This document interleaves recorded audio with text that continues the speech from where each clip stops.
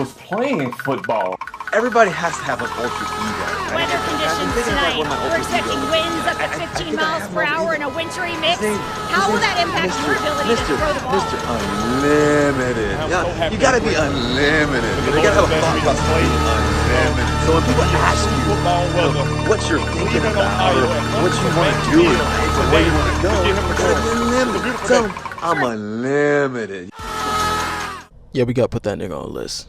Week number 4, Chargers versus Giants. A home game for the Giants in East Rutherford. The Chargers play the Giants trying to be 4-0 for probably again for the first time in 23 years. I gotta look back and see what the record was back then. I want to go back and see. But regardless, this is probably going to be the easiest game that we get out of anything else left in our schedule. I mean, there's a few other possibly easy games in there, but this is one of those games where we should win it, and we have to win it in order to build up wins for later on in the season when we're trying to figure out our playoff seeding. A few things that the Chargers are going to have to overcome in order to secure this win. The Giants have an extremely good defensive line. They got some pass rushers, they got people who can get to the quarterback, and the last thing we want is to be manhandled on national television. So one thing that we need is offensive line reinforcements. All the tight ends, all the backups, I don't care who it is, get me out there, I'll do it. We need to reinforce this line. Greg Roman needs to figure something out. Otherwise, Justin Herbert, he might just die. I'm gonna be honest with you, he might die in this matchup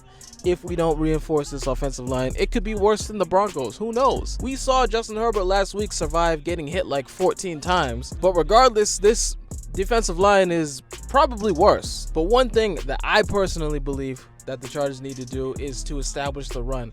I think we need to make sure that the run is actually a threat, not some hypothetical wizardry that we wish we could do. We actually need to make sure that we can run the ball for once. I'm fairly confident that they'll be able to pass the ball efficiently. And of course, getting the ball out of Justin Herbert's hands as quickly as possible is definitely the way to go whenever you throw the ball in this game. But we still need to make sure that the run is actually a threat and that we can do it semi-consistently. If we can at least get maybe, 4 yards to carry, I think that's probably good enough for this game. And of course, we have Najee Harris out from last week. There's a few other running backs that we could get that are available, like Gus Edwards. I think Naheem Hines he's available maybe. There's a few other guys out there.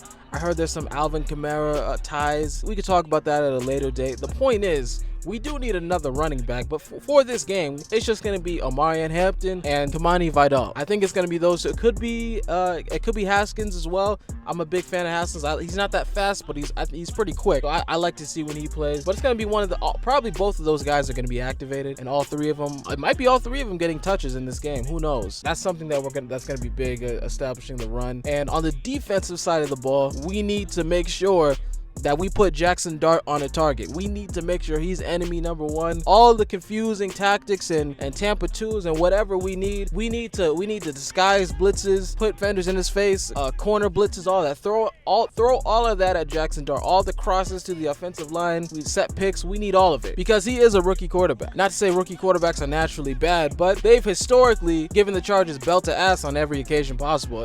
And you know this, I know it. We all have a good memory, and we don't need it again. We don't need this right now. We need to win game. We're ahead in this division, head and shoulders. So we need to stack wins now until our next division games later on in the season. So the first step is pressuring Jackson Dart and making him as uncomfortable as possible and to force turnovers, because I don't think he is a bit of a gunslinger from college. He might throw it deep, he might not, considering it's his first NFL start. I don't imagine he'd be throwing a bunch of deep balls. More than likely, he's probably going to stick to short passes near the sideline. But that's a perfect opportunity to get the iconic Tarheeb still anyone? It's a perfect opportunity to get some good turnovers. So we'll see what we can do there. Hopefully they take advantage of that, because that's probably the biggest advantage coming into this game. But it could also be a disadvantage because we don't know. We don't know what he could do. This nigga could have superpowers. I don't know what he's got. For all I know, they might throw Jameis in there. And Jameis might call down the will of God. Jameis Winston, he got powers. Jameis Winston has superpowers. Russell Wilson has anime powers until the last 5 minutes of the game. But as far as I know, I don't think Jackson Dart gets benched no matter what he does. He could throw 5 interceptions they'll probably keep him in. The Giants are in a tough place. Although I do think it is I think it's pretty much a must-win for the Giants. So they're gonna play hard, and I just don't want to see the Chargers play conservatively in this matchup. I want them to pull out all the stops, play as hard and as aggressively as you possibly can for the entire 60 minutes of the game. That's what we need. And I don't want to jump too far ahead, but I'm pretty sure next week we have the Colts, which everyone has them as a top 5 teams. No matter what you say, it's gonna be a tough matchup. That's another 3-0 team. They're also in the AFC, so we need to stack up just as many wins as we possibly can. And of course, there's other people too. There's other X factors like Malik Neighbors. They got Cam Scatterboo.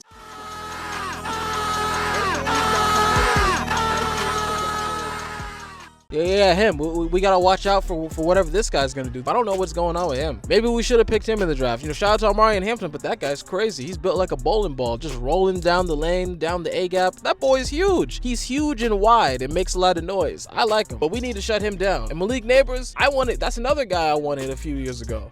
We need to figure out a way to put him in check, to make sure that Dart's not just chucking balls down the field into his arms. I want to make Malik Neighbors crash out like Odell. If he's not crashing out like that, we didn't do our job. So hopefully we can rage bait them to a loss. But with that said, that's my take on the game. You know, let me know. Let me know what you think about it. I think I'm right, usually. Yeah. I'll catch you later. I do hope we win this game, though. It'll be pretty embarrassing if we don't win. Like, can you imagine making a whole video just for your team to lose? I mean, theoretically or realistically, it's going to happen at some point because, you know, we're not gonna go 17-0, but you know, sucks to think about. I'll be honest about that.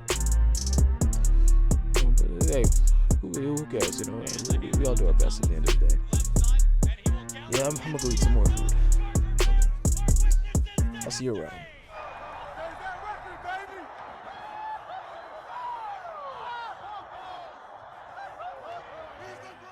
Patrick Mahomes, he breaks your back.